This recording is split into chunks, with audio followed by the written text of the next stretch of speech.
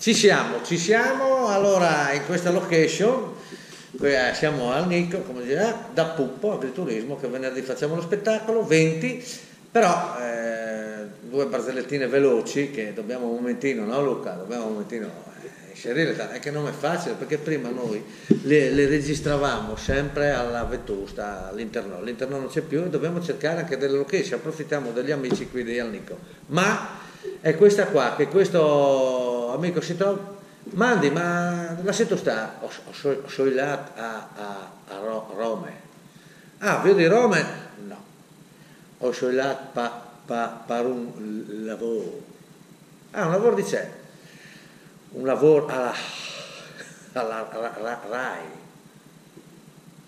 dice, un lavoro di speaker sportivi, sì? Ma ti hanno preso, eri due puesti con co o sono arrivati c'è mai, a Roma è tutto una mafia, dite, no? Non avete capito, ma non importa, andiamo avanti. Vabbè, no, ride, ma questa ride non la fa. Invece c'è questo vecchietto che parcheggia la macchina fuori Montecitorio, smonta dalla macchina, viene fuori un vigile, Cerò, mi dica. Non può parcheggiare qua a Montecitorio, passano qua parlamentari, senatori, qua non si può lasciare la macchina. Ma non si preoccupi, ho messo l'antifurto. È il sordo? È il sordo?